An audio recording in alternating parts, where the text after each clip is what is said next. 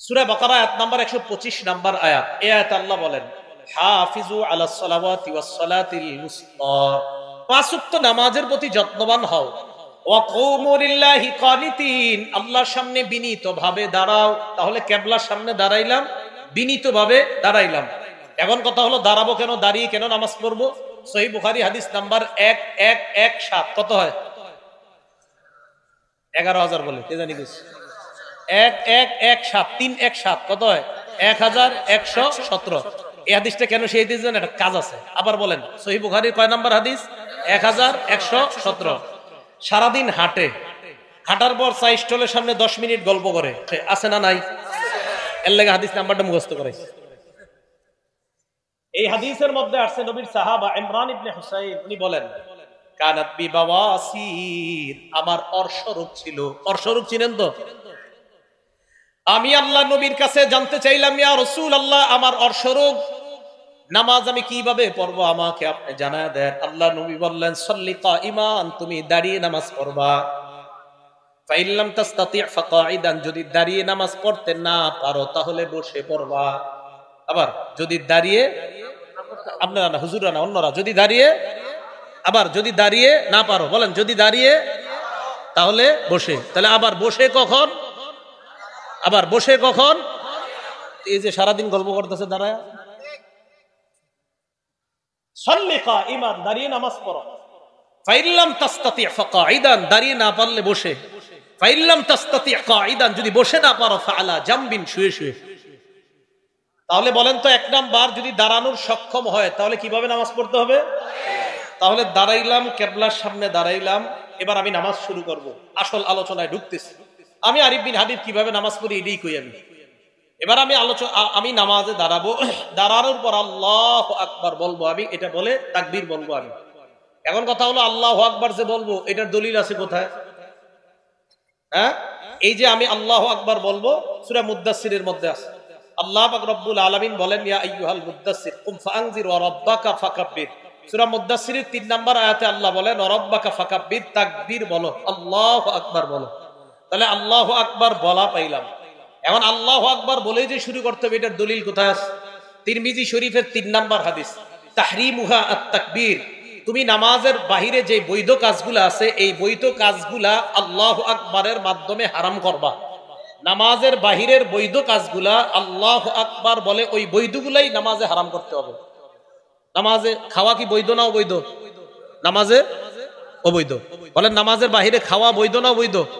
নামাজে অবৈধ। তাহলে নামাজের বাহিরের অবৈধ কাজগুলা আল্লাহু আকবার, এই তাকবীরের মাধ্যমে এগুলা হারাম করা। এটা হলো তাকবীরে তাহরিমা। আচ্ছা, আল্লাহু আকবার বলে আমি নামাজ শুরু করব।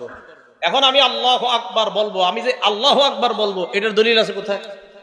সহিহ বুখারী 789 নাম্বার হাদিস। এটা কেন বলতেছি? ঝগড়া মুক্ত সমাজ দেখতেছেন। আপনাদেরকে নতুন দাওয়াত যদি দিতে আসে, বলবেন ভাই আমি যেটা করতেছি এটা সঠিক। যদি এটা সঠিক না হয় তো আপনারটা শুনবো, আর যদি সঠিক হয়ে থাকে তা আপনার দাওয়াত আমি কেন নিব? আরেকজনের দাওয়াত দেন।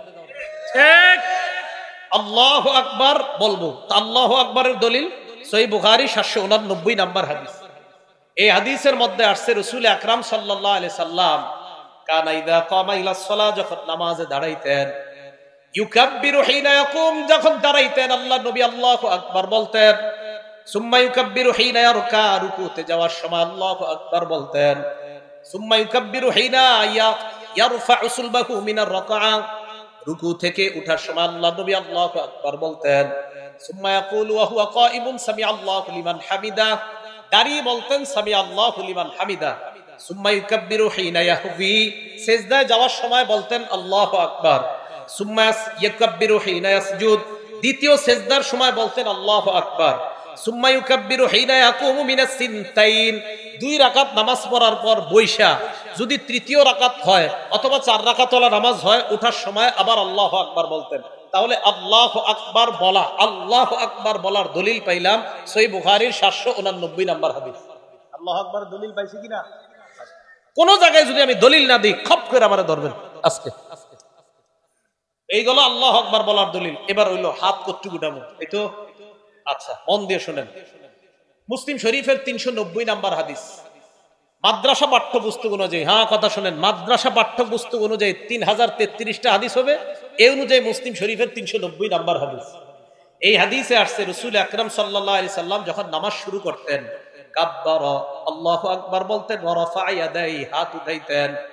হাত যখন উঠাইতেন, হাত্তা তাকুনা, হাতগুলা আল্লাহ নবীর এই পরিমাণ উঠতো, হাত্তা তাকুনা হাজওয়া মানকিবাই, কাঁধ বরাবর উঠাইতেন। বলেন কি বরাবর? খুব মন দিয়ে শুনেন। তাহলে মুসলিম শরীফের 390 নাম্বার হাদিসে পাইলাম কি বরাবর? কাঁধ। বলেন সবাই কি বরাবর? আমি চিন্তা করলাম, আচ্ছা কাঁধ বরাবর পাইলাম, আর আপনারা টেনশনে পড়ে আছেন, হুজুর আমরা তো কান বরাবর উঠাই, ঠিক না? আলোচনা পুরো শুনবেন। কাঁধ বরাবর পাইলাম, পাওয়ার পর এবার আমি আরিফ বিন হাবিব চিন্তা করে গেলাম, তো কাঁধ বরাবর পাইলাম, দেখি আর কিছু আছে কিনা। এবার মুসলিম শরীফের 391 নাম্বার হাদিস, মানে পরের হাদিসটা। এই হাদিসের বর্ণনাকারী মালিক ইবনুল হুয়াইরিস। এই মালিক ইবনুল হুয়াইরিস বলেন, আন্নাহু রাআ রাসূলুল্লাহি সাল্লাল্লাহু আলাইহি ওয়াসাল্লাম, মালিক ইবনুল হুয়াইরিস আল্লাহ নবীকে দেখলেন, কাব্বারা, উনি তাকবীর বলে নামাজ শুরু করলেন, রফা ইয়াদাইহি, নামাজে শুরু করার সময় হাত উঠাইলেন। হাত এমন ভাবে আল্লাহ নবী উঠাইলেন, হাত্তা ইউহাজি বিহিমা উযুনাই, দুই হাত কান বরাবর উঠাইলেন। তাহলে 390 নাম্বার হাদিস কাঁধ বরাবর, 391 নাম্বার হাদিস কান বরাবর। বলেন আবার, 390 নাম্বার হাদিস কাঁধ, আর 391 নাম্বার হাদিস কান বরাবর। তাহলে 390 নাম্বার হাদিস মুসলিম শরীফের কাঁধ বরাবর, 391 নাম্বার হাদিস কান বরাবর। এখন কানের লতি নামে কোনো শব্দ শুনছেন নি? কানের লতি আমরা কিন্তু ছোটবেলা থেকে শিখছি, কানের লতি বরাবর। এখন টেনশনে পড়ে গেলেন আপনারা, হুজুর লতির কথা কই পাইছেন? এই প্রশ্ন করেও লতির কথা এই 391 নাম্বার হাদিসের শেষে আছে মুসলিম শরীফ। হ্যাঁ, এই হাদিসের শেষে আছে। বর্ণনাকারী কাতাদা। এই কাতাদা রাদিয়াল্লাহু তাআলা আনহুর বর্ণনা, আন্নাহু রাআ রাসূলুল্লাহি সাল্লাল্লাহু আলাইহি ওয়াসাল্লাম কাব্বারা, আল্লাহ নবী তাকবীর বললেন, রফা ইয়াদাই, নবী হাত উঠাইলেন, হাত্তা ইউহাদি বিহিমা ফুরুআ উযুনাই, আল্লাহ নবী দুই হাত কানের লতি বরাবর উঠাইছে। মুসলিম শরীফের 390 নাম্বার হাদিস কাঁধ বরাবর। বলেন কাঁধ কি বরাবর? কাঁধ। 391 নাম্বার হাদিসে দুইটা আমল, একটা হলো কান বরাবর, আর একটা কানের লতি বরাবর। এখন আসেন, হুজুর কাঁধ পাইলাম, কান পাইলাম, লতি পাইলাম, আপনারা আবার বক্তব্যে শিখান যে দুই হাতের বৃদ্ধাঙ্গুলি লতি বরাবর থাকা, এটা কই পাইছেন? তাহাবি শরীফ 1 নাম্বার খন্ড 144 নাম্বার পৃষ্ঠা। এই পৃষ্ঠা আছে, রাসূল আকরাম সাল্লাল্লাহু আলাইহি সাল্লাম যখন তাকবীর বলে নামাজ শুরু করতেন, হাত উঠাইতেন।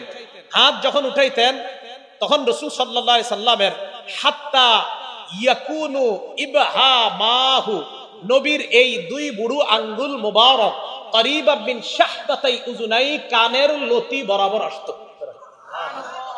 এখন আসেন, এখন প্রশ্ন হলো, হুজুর কাঁধ মানবো না কান মানবো না লতি মানবো? এটা হলো প্রশ্ন। আমি আরিফ বিন হাবিব বলবো, আমি এমন এক আমল করবো যে আমলে নবীর 3 হাদিসের উপর আমল হয়। এখন আমার দিকে তাকান, আন্দাজি ঠিক করেন না, বুঝা শুনে করেন। এই দেখেন বুড়ো আঙ্গুল কানের লতি বরাবর আছে। আমার দুই হাতের তালু দেখেন কাঁধ বরাবর, দুই হাতের তালু কি বরাবর? বুড়ো আঙ্গুল কি বরাবর? লতি। আর দুই হাত কান বরাবর। তাহলে লতি বরাবর হাত উঠাইলে কাদের হাদিসের আমল হয়? কানের হাদিসের উপর আমল হয়, লতির হাদিসের উপর আমল হয়। আমার সওয়াব বেশি দরকার, তাই আমি 3 হাদিসের উপর আমল করি। আপনি যদি সওয়াব কম দরকার হয় তো করেন কম। আমার যদি কেউ বলেন, হুজুর আপনি এটা কেন করেন? আমার সওয়াব বেশি দরকার তাই এটা করি। এটার নামই হানাফি মাযহাব। এটার নাম কি মাযহাব? হানাফি মাযহাব। এটা মনে করে নতুন ধর্ম। তাহলে হাত উঠাইলাম, রয়ে গেল এবার হাত বাঁধবেন কই হুজুর? ঠিকই তো। এই ব্যাপারে 3টা হাদিস শুনেন। এক, তিরমিজি শরীফের 252 নাম্বার হাদিস। এই হাদিসের মধ্যে আসছে, কানান নবী সাল্লাল্লাহু আলাইহি ওয়াসাল্লাম ইয়াউমুনা, নবী আমাদের ইমামতি করতেন, ইয়াখুযু শিমালাহু বিয়ামিনিহি, আল্লাহ নবী বাম হাতকে ডান হাত দিয়ে ধরতেন। কোথায় ধরতেন? নাই। ডান হাত দিয়ে বাম হাত ধরতেন, এটা আছে। কোথায় ধরতেন? এটা নাই। আবার বলছি, ডান হাত দিয়ে বাম হাত ধরতেন, কোথায় ধরতেন? এটা নাই। তাহলে হাদিস একটা পাইলাম, তিরমিজি শরীফের 252 নাম্বার, ডান হাত দিয়ে বাম হাত ধরতেন। এবার বুখারী শরীফের 740 নাম্বার হাদিস শুনেন। এই হাদিসে আসছে, কানান নবী কানান নাস ইউবারুনা আইয়াদা আর-রাজুলুল ইয়াদাল ইউমনা আলা জিরাইহিল ইউসরা, সাহাবাদেরকে আদেশ করা হতো সাহাবারা যেন ডান হাত দিয়ে বাম হাতের বাহু ধরে।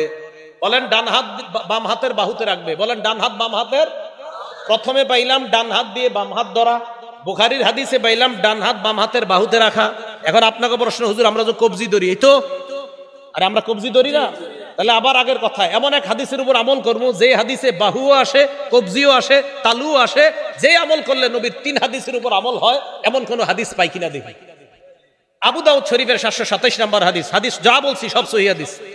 আবু দাউদ শরীফের 727 নম্বর হাদিস, এই হাদিসে আসছে রাসূল আকরাম সাল্লাল্লাহু আলাইহি সাল্লাম ওয়াদা ইয়াদাহুল ইউমনা আলা যহরি কাফফিহিল ইউসরা ওয়ার রুসগি ওয়াস সাইদি, নবীর ডান হাত দিয়ে বাম হাত মুবারক এমন ভাবে ধরতেন যে নবীর ডান হাত বাম হাতের তালুর পিঠ ধরতো, বাম হাতের কবজি ধরতো, বাম হাতের বাহু ধরতো।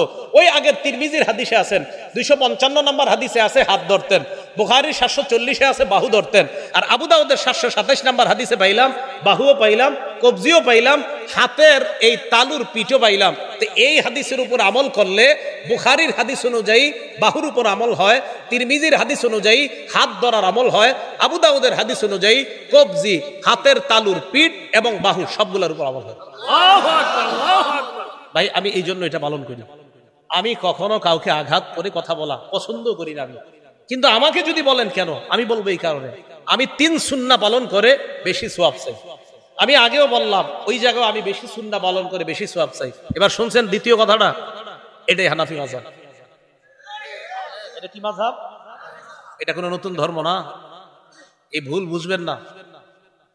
এবার আসেন, হাত বাঁধবেন, এই তো কি করবেন, হাত বাঁধবেন। এই কথাগুলোর বিরুদ্ধেও যদি কারো কেউ থাকেন মন দিয়ে শোনেন, শিক্ষিত কোনো যুবক ভাইরা যদি শোনেন, শোনার পরে আমার বিরুদ্ধে কিছু লেখার আগেও আপনি অন্তত মাথাটা লাগায় চিন্তা করবেন যে আসলে রাসূলের সুন্নাহ কোনটা। আর আমি তো কাউকে আঘাত করে কাউকে ইঙ্গিত করে কিছু বলছি না, আমি শুধু বলছি আমার সালাত শুদ্ধ কিনা, আমার সালাত কি কিনা, আমার নামাজ। আমি পড়াশোনা কইরা মনে করছেন যে আন্দাজে আমল করবো, নামাজ শুদ্ধ হবে না, পাগল নাকি আমি? হ্যাঁ, আমি পড়ছি কি করতে? একজন ডাক্তার হয়েছে, ডাক্তার হওয়ার পর ওনারা আপনি বললেন তুমি পাগল, বেচারা কষ্ট পাবে না? তা আমি এই 16 বছর 20 বছর পড়াশোনা করলাম ভুল আমল করার জন্য না সঠিকটা জানার জন্য? তাই ভাই আমি আমারটা বলছি। এখন আসেন, হাত রাখা। সহিহ ইবনে হিব্বান আরো অনেকগুলা কিতাব আছে, বলে এই জায়গা খালি মুসান্নাফ ইবনে আবি শাইবা মনে রাখবেন। মুসান্নাফ ইবনে আবি শাইবা 3959 3959 নাম্বার হাদিস। আলকামা ইবনে ওয়াইল ইবনে হুজুর থেকে বর্ণনা, তিনি বলেন রাআইতুন নাবিয়্য সাল্লাল্লাহু আলাইহি ওয়াসাল্লাম ওয়াদা ইয়াদাহুল ইয়ুমনা আলাল ইউসরা, আমি আল্লাহর নবীকে দেখলাম, আল্লাহর নবী ডান হাত দিয়ে বাম হাত ধরছেন। ফিস সালাতি তাহতা সুররা, নামাজের মধ্যে নাভির নিচে হাতটা রাখছে।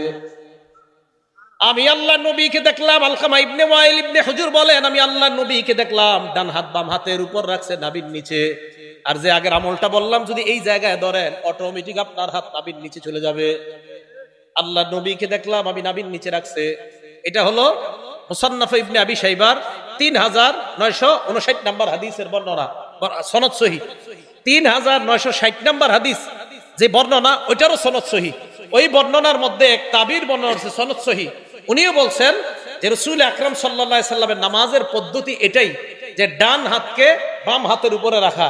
শুধু তাই না, ইমাম বুখারী রাহমাতুল্লাহি আলাইহি উস্তাদ ইসহাক ইবনে রাহওয়াই রাহমাতুল্লাহি আলাইহি বলেন নাভির নিচে হাত রাখা এটা আল্লাহর নিকটে হওয়ার বেশি উপায়। সুবহানাল্লাহ। কার উস্তাদ? কইতে শরম করে, কার উস্তাদ? জি, মানে এটা চিন্তা করে পড়ে গেছেন আপনি, ইন্না হুজুর ইমাম বুখারীর উস্তাদ নাভির নিচের কথা কইছে, টেনশনে পড়ে গেছেন। ইমাম বুখারী রাহমাতুল্লাহি আলাইহির উস্তাদ ইসহাক ইবনে রাহওয়াই উনি বলেন নাভি তাহতা সুররা, নাভির নিচে হাত রাখাটা আকরাবু ইলাল্লাহ, এটা আল্লাহর কাছে অধিক পৌঁছার এবং আল্লাহর আনুগত্য বেশি প্রকাশ পায় নাভির নিচে হাত রাখে। আমি কিন্তু বলছি না অন্যগুলা ভুল, এটাও একবারও বলি নাই। আমি বলছি আমি কেন এইভাবে নামাজ পড়ি। আমি ভাই এই জন্য বলি, ইমাম বুখারী রাহমাতুল্লাহি আলাইহির উস্তাদ একটা কথা বলছে, তো আপনি ওই যুগে একটা বলছেন, তা আপনারটা আমি কেন শুনবো, ওনারটা না শুই না? না যদি বলেন না হুজুর আমারটাই শুনতে হবে ওনারটা শুনেন না, তখন আমি কইবো আচ্ছা কি করা, ঠিক আছে আপনারটাই শুনিয়া আইন, কি করবেন কোন। এই তো ইমাম বুখারী রাহমাতুল্লাহি আলাইহির উস্তাদের কথা তুই আপনারটা শুনবো না। আমি আবারও বলছি আমি এইভাবে কেন নামাজ পড়ি, শুধু এগুলা বলছি। এবার আসেন, হাত রাখলাম, রাখার পর এবার সালাত শুরু হয়ে গেল। তো মোটামুটি যেটুকু নিয়ে আপনাদেরকে নতুন ভাবে কিছু শিখাইতে চাই এতটুকু কিন্তু হয়ে গেছে। মুসান্নাফ ইবনে আবি শাইবা 3959, 3960, 3963, তিনোটার সনদ সহি। বলেন তিনোটার সনদ সহি। হ্যাঁ, একটা কথা আছে, এই 3959 উপরে অনেকে প্রশ্ন করে, আপনারা যে হাদিস করেন এই হাদিসটা মুসান্নাফি ইবনে আবি শাইবাতে নাই। কথাটা সঠিক না। কিছু পান্ডুলিপিতে নাই, এটা সঠিক, কিছু পান্ডুলিপিতে আছে। এখন যদি বলেন হুজুর কিছু পান্ডুলিপিতে কেন নাই, আমি বলবো তিরমিজি শরীফেরও অনেক হাদিস এই পান্ডুলিপিতে আছে, তো আরেকটাত নাই, সেখানে কেন নাই? তিরমিজি শরীফের পান্ডুলিপির 3 জন বর্ণনাকারী বলি। একজন আব্দুর রহমান মুবারকপুরি, ওনার একটা পান্ডুলিপি আছে। শাইব আল আরনাউত, ওনার একটা পান্ডুলিপি আছে। আহমদ শাকের, ওনার একটা পান্ডুলিপি আছে। 3 পান্ডুলিপি খোলেন, দেখবেন একটাতে কিছু হাদিস আছে, আরেকটাতে কিছু নাই। যদি বলেন একটাতে কিছু থাকা আরেকটাতে কিছু নাই, এটা মানি না, তো তিরমিজিও তো মানবেন না, এটা তো 6 কিতাবের এক কিতাব। তাহলে এই অভিযোগ সঠিক না। সহিহ হাদিস যেখানেই পাবো সেখান থেকে নিব, এটা যেই কিতাবই থাক। সহিহ হাদিস যেখানে পাবো সেখান থেকে নিব, এটা যে কিতাবে থাক। এই হলো আপনি সালাত শুরু করলেন। এখন আপনি নামাজ শুরু করার পর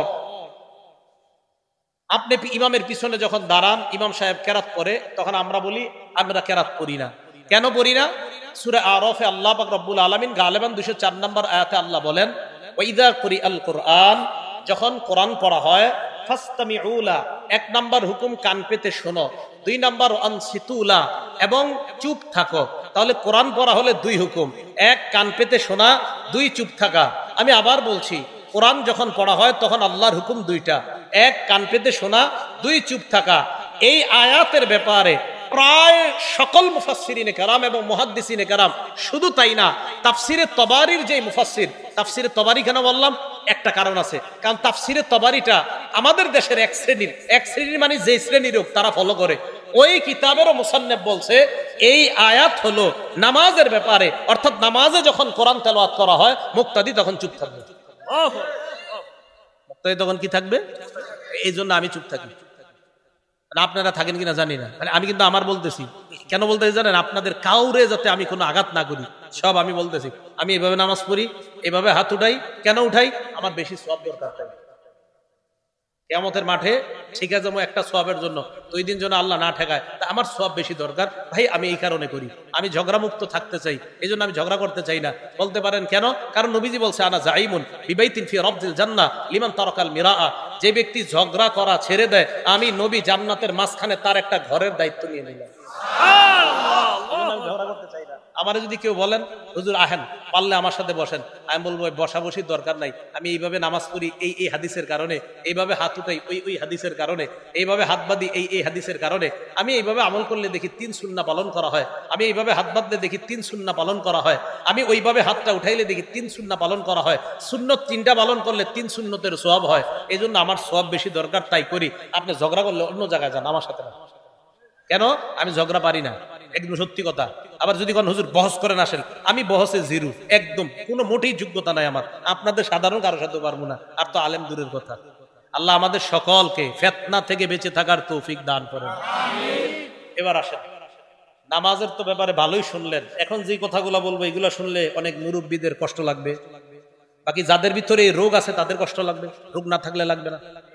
রাসূল আকরাম সাল্লাল্লাহু আলাইহি সাল্লাম মসজিদে বসা, এক সাহাবা আসার পর উনি নামাজ পড়লেন, আল্লাহু আকবার। নামাজ পড়ার পর আল্লাহ রাসূলের সামনে গেলেন, যাওয়ার পর সাল্লাম আলান নবী সাল্লাল্লাহু আলাইহি ওয়াসাল্লাম, আল্লাহ নবীকে সালাম দিলেন। সালাম দেওয়ার পর ফারাদ্দা আলাইহিস সালাম, আল্লাহ নবী সালামের জবাব নিলেন। নেওয়ার পর বললেন, ইরজি ফাসাল্লি ফাইন্নাকা লাম তুসাল্লি, তুমি যাও আবার নামাজ পড়ো, কারণ তুমি নামাজ পড়ো নাই। উনি আবার গেলেন, আবার নামাজ পড়লেন, আবার আসলেন, আবার সালাম দিলেন। আল্লাহ নবী বললেন, তুমি আবার যাও, আবার নামাজ পড়ো। আবার গেলেন, আবার নামাজ আদায় করলেন, আবার আল্লাহ নবীকে সালাম দিলেন। সালাম দেওয়ার পর নবী সালামের জবাব নিয়ে বললেন, আবার যাও, তুমি নামাজ পড়ো, তুমি নামাজ পড়ো নাই। 3 বার এইভাবে হওয়ার পর আল্লাহ নবী তাকে বললেন, তুমি যাও, আবার নামাজ পড়ো। ওই সাহাবা জবাব দিলেন, ইয়া রাসূলুল্লাহ মা উহসিনু গায়রা, আমি এর চাইতে ভালো সুন্দর নামাজ পড়তে পারি না। আল্লিমনি, আমাকে আপনি নামাজ কিভাবে পড়তে হয় শিখায়া দেন। নবীজি বললেন, ইদা কুমতা ইলাস সালাহ, যখন নামাজের ইচ্ছা পোষণ করবা, ফাকাব্বির, তখন তুমি তাকবীর বলবা। তাকবীর বলার পর ফাকরা মা তায়াসসারা মাকা মিনাল কুরআন, কোরআনের যেই জায়গা সহজ ওই জায়গা থেকে পড়বা। এবার শুনেন, পড়ার পর সুম্মার কার পর রুকু করবা হাত্তা তাতমাইন্না রাকিআ, ধীর স্থিরতার সাথে রুকু করবা, যতক্ষণ তোমার ইতমিনান না হয় ততক্ষণ তুমি রুকুতে থাকবা। এরপর আল্লাহ নবী বলেন সুম্মার ফারাসাকা মিনার রুকুই হাত্তা তাতাদিলা কাইমা, এরপর রুকু থেকে দাঁড়াইবা, সোজা হয়ে দাঁড়াইবা, বাঁকা হয়ে থাকা যাবে না, হ্যাঁ সোজা হয়ে দাঁড়াইবা। আমাদের অনেকেই এইভাবে বাঁকা হয়ে থাকে আর বুঝায় ও ইমাম সাহেব তাড়াতাড়ি সিজদায় যান, বাঁকা হয়ে থাকে উঠা ভাই হুজুর আমার কাজ আছে দোয়া, তাড়াতাড়ি সিজদায় যান। কষ্ট নিয়েন না, যাদের মাজায় সমস্যা ভিন্ন কথা, যারা এমনি কুজা এদের জন্য না এটা, যারা এমনি সুন্দরভাবে হাঁটতে পারেন কিন্তু নামাজে গেলে রুকু থেকে উঠে এইভাবে দাঁড়ায় থাকেন, হ্যাঁ মানে এইভাবে আপনি বাঁকা হয়ে থাকেন, পুরোপুরি দাঁড়ান না। আল্লাহ নবী কয় হাত্তা তাতাদিলা কাইমা, তুমি পরিপূর্ণভাবে দাঁড়াইবা, সোজা হয়ে দাঁড়াইবা। দাঁড়ানোর পর সুম্মা সুজুদের পর সিজদা করবা হাত্তা তাতমাইন্না সাজিদা, ধীরস্থিরতার সাথে সিজদা করবা। দুই সেজদার মাঝখানে বসবা, এই দুই সেজদার মাঝখানে অনেকে এইভাবে বাঁকা হয়ে থাকে, ঠিক না? দুই সেজদার মাঝখানে মানে উঠে বাঁকা হয়ে থাকে, হুজুর আরেকটা সেজদা তাড়াতাড়ি দেন, এইভাবে থাকে। মনে রাখবেন বাঁকা হওয়ার, এই বাঁকা হওয়াটা যদি বেশিরভাগ নিচের দিকে থাকে তো আপনার তো সেজদা একটা হইলো, আরে বাঁকা হওয়া যদি বেশি নিচের দিকে থাকে তো আপনি সেজদা দুইটার দেওয়ার কথা না, তো আপনার তো কোনো ওজোর নাই, আপনি ইচ্ছা করে এইভাবে রয়েছেন, মানে আপনি এক সেজদা থেকে এখনো উঠেন নাই, দুই সেজদার মাঝখানে আপনি বসেন নাই। আল্লাহ নবী বললেন এইভাবে দুই সেজদার মাঝখানে বসবা। ইফআল যালিকা ফি সলাতিকা কুল্লিহা, আমি যেইভাবে তোমাকে নামাজ শিখাইলাম এইভাবে তুমি নামাজ পরিপূর্ণ করবা। নামাজ পরিপূর্ণ করার পর সালাম ফিরানোর পর, নামাজের পর সালাম ফিরানোর পর কিছু আমল আছে, এই আমলগুলা করবেন। নবীজির সাহাবা হযরত মুআজকে আল্লাহ নবী বলেন, মুআজ আল্লাহর কসম আমি তোমাকে ভালোবাসি। আবার বললেন, মুআজ আল্লাহর কসম আমি তোমাকে ভালোবাসি। সাহাবা নবীর যেটা কর কথা উল্টা নবী সাহাবারে কয়, আমি তোমাকে ভালোবাসি, আমি তোমাকে ভালোবাসি। নবী সাহাবারে কয় ভালোবাসার দাবি নি বলিলা তাদান্না দুবরা কুল্লি সালাতিন মাকতুবা আন তাকুলা আল্লাহুম্মা আইন্নি আলা যিকরিকা ওয়া শুকরিকা ওয়া হুসনি ইবাদাতিক। মুআজ তুমি কখনো নামাজের পর এই আমলটা ছাড়বা না, সালাম ফিরানোর সাথে সাথেই তুমি পড়বা আল্লাহুম্মা আইন্নি আলা যিকরিক ওয়া শুকরিক ওয়া হুসনি ইবাদাতিক। তুমি জিন্দেগিতেও নামাজের পরে আমলটা ছাড়বা না। তা আশাবাদী আমি, আপনারা সালাম ফিরানোর পর ইমাম সাহেব যারা আছি, আমি আলহামদুলিল্লাহ আমরা যারা আছি, আমি যেই যেই মসজিদগুলা আমার তদারকিতে আছে সব মসজিদে আমলগুলা সালাম ফিরানোর পর মুসল্লিদেরকে আমল করার সুযোগ দেওয়া। তো আল্লাহুম্মা আইন্নি আলা যিকরিক ওয়া শুকরিক ওয়া হুসনি ইবাদাতিক, এই আমলটা করা। আর আস্তাগফিরুল্লাহ আস্তাগফিরুল্লাহ তিনবার পড়া, আস্তাগফিরুল্লাহ আস্তাগফিরুল্লাহ তিনবার পড়া। আর কিছু তাসবিহাত আছে, তিনবার সুবহানাল্লাহ, তিনবার আলহামদুলিল্লাহ, 33 বার সুবহানাল্লাহ, 33 বার আলহামদুলিল্লাহ, 33 বার আল্লাহু আকবার। 99 হওয়ার পর 34তম বারে পড়বেন, মানে 34তম বার মানে আল্লাহু আকবার 33 বার বলার পর 34তম, আর 3 33 99 হওয়ার পর 100তম বারে পড়বেন লা ইলাহা ইল্লাল্লাহু ওয়াহদাহু লা শারীকা লাহু লাহুল মুলকু ওয়া লাহুল হামদু ওয়া হুয়া আলা কুল্লি শাইইন কাদির। এই দোয়াটা যদি কেউ পড়ে, রাসূল আকরাম সাল্লাল্লাহু আলাইহি সাল্লাম বলেন এই 100 বার হওয়ার পর গুফিরাত খাতায়া ওয়া ইন কানাত মিসলা জাবাদিল বাহরি, সমুদ্রের ফেনা পরিমাণ গুনাহ হলেও তার গুনাহ আল্লাহ মাফ। সুবহানাল্লাহ। আরেকটা পড়েন আমার সাথে, সুবহানাল্লাহি ওয়া বিহামদিহি, বাস এটুকুই 100 বার কয়বার? এটা যদি 100 বার পড়েন, আল্লাহ নবী বলেন এটা পড়লেও সমুদ্রের ফেনা পরিমাণ গুনাহ যদি হয় তার গুনাহ আল্লাহ মাফ করে দেয়।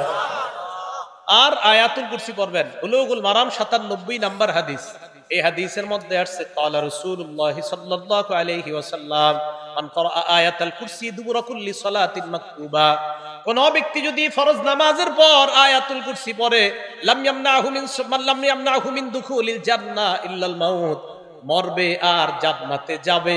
এই দুই জান্নাত আর ওই ব্যক্তির মাঝে ব্যবধান হলো মৃত্যুবরণ করা, মারা যাওয়ার সাথে সাথে আল্লাহর জান্নাতের মেহমান।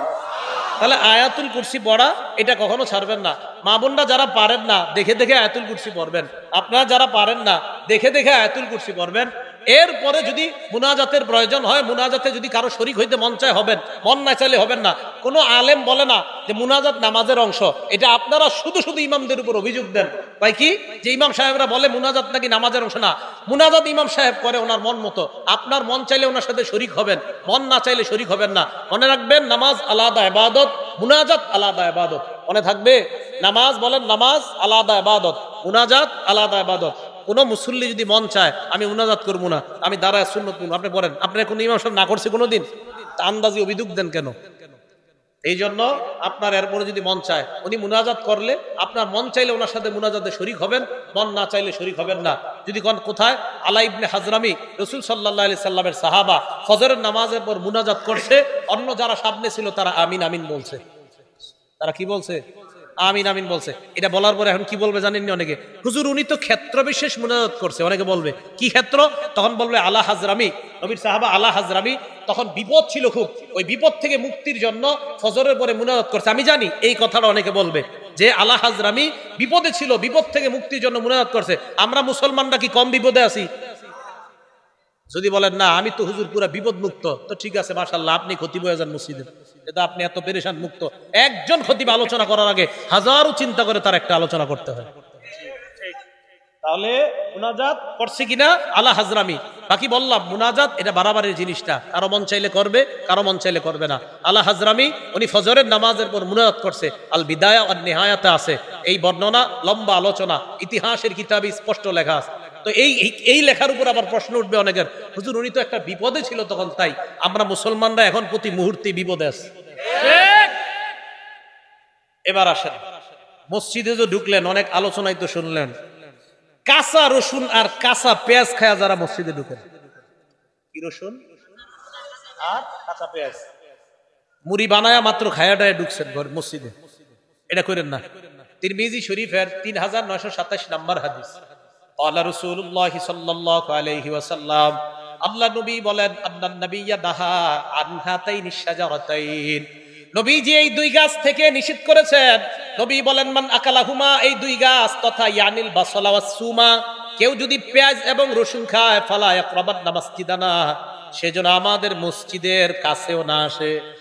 নবীজি বলেন কেউ যদি কাঁচা পেঁয়াজ আজ কাঁচা রসুন খায় সেজন্য আমাদের মসজিদের কাছে না আসে।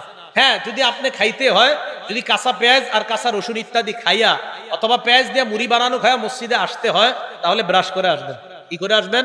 ব্রাশ। কেন ব্রাশ করে আসবেন? মুসলিম শরীফের হাদিসে আসছে, ক্বালা রাসূলুল্লাহ সাল্লাল্লাহু আলাইহি ওয়াসাল্লাম, আল্লাহ নবী বলেন, শোনো তোমরা, এই যে গন্ধযুক্ত গাছ, এই গন্ধযুক্ত গাছ যারা খায়, নবী বলেন মান আকালা মিন হাযিহি শাজারাতিল মুনতিনা, মুনতিনা মানে গন্ধযুক্ত গাছ, যে গাছের গন্ধ আছে, যারা খাও, আলা ইয়াকরাবান্না মাসজিদানা, মসজিদে আসবা না। প্রশ্ন হতে পারে কেন? নবীজি বলেন ফা ইন্নাল মালাইকাতা তাআজ্জা বিম্মা ইয়াতাআজ্জা বিহিল ইনসু, মানুষ যেই জিনিস গন্ধ অপছন্দ করে, যেই গন্ধে মানুষ কষ্ট পায়, ওই গন্ধে ফেরেশতাও কষ্ট পায়। ঠিক, মানুষ যেই গন্ধে কষ্ট পায় ওই গন্ধে কে কষ্ট পায়? তাহলে পেঁয়াজ রসুন, এই কাঁচা পেঁয়াজ কাঁচা রসুন এগুলা খেয়ে মসজিদে আসা যাবে না। যদি কোনো মুসল্লি নাও থাকে তাও আসবেন না। কেন মসজিদে আসবেন না মুসল্লি না থাকলে? কারণ ফেরেশতা মসজিদে আছে। তখন আপনি যখন ওই কাঁচা পেঁয়াজের গন্ধ, এটা যেমন মানুষ সহ্য করতে পারে না, ফেরেশতাও সহ্য করতে পারে না। এবার বলেন তো, কাঁচা পেঁয়াজ খায় মসজিদে যদি যাওয়া নিষেধ হয়, সিগারেট খেয়ে না, ওইটা গন্ধ তো অনেক সুন্দর, হ্যাঁ নিষেধ না? সিগারেটের দলিল কি? সিগারেট যে দুর্গন্ধ, এটা খেয়ে যাওয়া নিষেধ, দলিল কি? এই হাদিস দলিল। কারণ দুর্গন্ধযুক্ত গাছ খেয়ে যদি মসজিদে যাওয়া নিষেধ হয়, যেটা একটা হালাল, পেঁয়াজ হালাল না রসুন হালাল না হারাম? হালাল। এই হালাল জিনিস খেয়ে মসজিদে যাওয়া নিষেধ। ধূমপানের প্যাকেটের উপরে কি লেখা থাকে? এটা কি এখনো আছে? এখন তো নতুন কথা, ধূমপান মৃত্যু ঘটায়। তো যেই জিনিসের উপর লেখা মৃত্যু ঘটায়, এই জিনিস খায় আপনি মসজিদে গিয়ে মাশাআল্লাহ ফেরেশতাদেরকে আনন্দ দিতে চান, তাহলে ফেরেশতাদেরকে কষ্ট দেওয়া যাবে না। ভাই কষ্ট নেন নাই তো আপনারা? মানে বলতে চাইলাম, আমি তো খাইতে নিষেধ করিনি নাকি? হ্যাঁ, জর্দা না, জর্দা খেয়েও যাবেন না, পানও জর্দা এগুলা খেয়ে যাবেন না মসজিদে, একদম আপনি ব্রাশ করে যাবেন। এগুলা খাওয়ার পরে অনেকে মাশাআল্লাহ কি করে, পান চাবাইতে চাবাইতে মসজিদে গিয়া পান ফালা দাঁড়াজ আল্লাহু আকবার, মানে কি? আরে ভাই এটা কেন? না এটা করবেন না। চিন্তা করে হুজুর আপনি আমি পান খাই না, এই কথা কয়ে লাভ নাই। হুজুর করে আমি পান খাইতে দেখছি কখনো? চিন্তা করে হুজুর মনে কয় না, নিজে মনে পান খায়। আমি খাইলেও, আমি যদি কখনো খাইতামও তাও বলতাম আপনি পান খায় মসজিদে যায় না। শরীয়ত কি আমার উপরে চলে নাকি? কোরআন সুন্নাহর উপর শরীয়ত চলে এখানে মানুষকে। তো পান খেয়েও যাবেন না, বিড়ি সিগারেট এটাও যাওয়া যাবে না। আর হলো আপনার কি ওই যে পেঁয়াজ রসুন। হ্যাঁ নবীজি বলছে একান্ত যদি তোমাদের ফাইনলা বুদ্দা কুনতুম আকিলিহা ফাইন কুনতুম লা বুদ্দা আকিলিহিমা, তোমরা যদি পেঁয়াজ রসুন খেতেই হয় ফামিতুহুমা তবখ, এইগুলা তোমরা রান্না করে এইগুলাকে সেদ্ধ করো, রান্না করে এইগুলাকে পরিশোধন করে এরপরে খাও, তখন আর গন্ধ হবে না। তাহলে কাঁচা পেঁয়াজ কাঁচা রসুন ইত্যাদি এগুলা খেয়ে মসজিদে যাওয়া ঠিক না, মসজিদ দুর্গন্ধ করা এটা ঠিক হবে না।